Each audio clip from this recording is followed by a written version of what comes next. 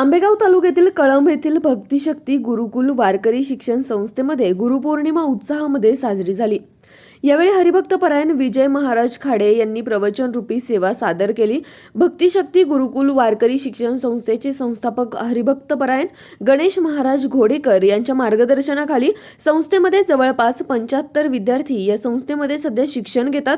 या ठिकाणी विद्यार्थ्यांना निवासाची उत्तम सुविधा, ई-लर्निंग सुविधा, गायन वादन, शास्त्रीय संगीत सोबतच संस्कृत शिकवले जाते। विद्यार्थ्यांना सकस भोजन दिले जाते। सुरक्षेसाठी CCTV कॅमेरे बसवलेले आहेत। आध्यात्मिक शिक्षणासोबतच विद्यार्थ्यांना कीर्तन, प्रवचन शिक्षणासोबतच येथे कौशल्य विकास कार्यक्रम राबवला जातो। ग्रामीण भागामध्ये सर्व सुविधा देणारी भक्तिशक्ती गुरुकुल वारकरी शिक्षण संस्था ही एकमेव शिक्षण संस्था आहे। प्रवचनानंतर गुरुपूजन करण्यात आले आणि महाप्रसादाने कार्यक्रमाची सांगता झाली। यावेळी राज्य मराठी पत्रकार संघाचे सचिव दत्ता गाडगे, बाबाजी वायाळ गुरुजी, चंद्रकांत जावळे गुरुजी, पत्रकार सुनील गहिने, निलेश गाडगे आदींसह मान्यवर हजर होते। याच बातमीची काही दृश्य पाठवली आहेत आमचे प्रतिनिधी दत्ता गाडगे यांनी। पाहुयात बातमी सविस्तर। आणि हे सांगितल्यानंतर तो जो एकलव्य होता तो नाराज झाला। म्हटलं गुरुजी असं नाही, तुमच्या मी चरणी आल्यानंतर तुम्ही सगळ्यांना समान न्याय दिला पाहिजे, पण तुम्ही असं करत नाही का? तर याचं कारण असं होतं की त्यावेळी वर्णभेद होता।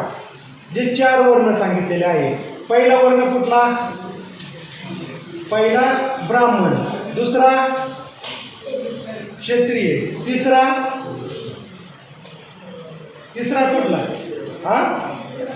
शूद्र, चौथा आहे, तिसरा वैश्य आणि चौथा शूद्र, असे 4 वर्ण होते।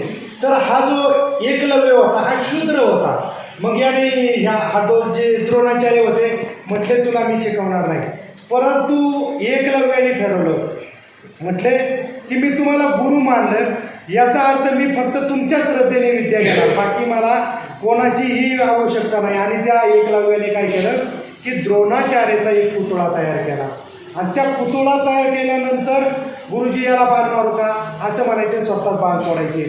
अशा पद्धतीने त्यांनी एवढी चांगली विद्या तयार केली की एक दिवस हे द्रोणाचार्य त्याच जंगलामध्ये फिरत असताना बरोबर पांडव होते आणि फिरत असताना त्यांच्याबरोबर एक कुत्रा होता।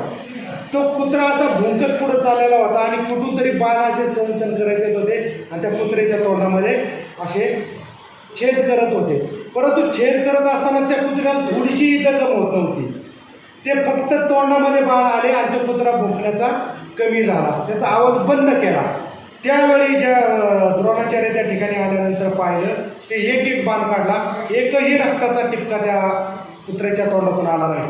कोण एवढा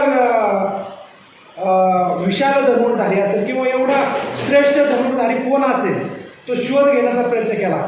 ज्या दिशेने बाण येत होते त्या दिशेने गेले, पाहिले तर त्या ठिकाणी द्रोणाचार्यांचा पुतळा होता।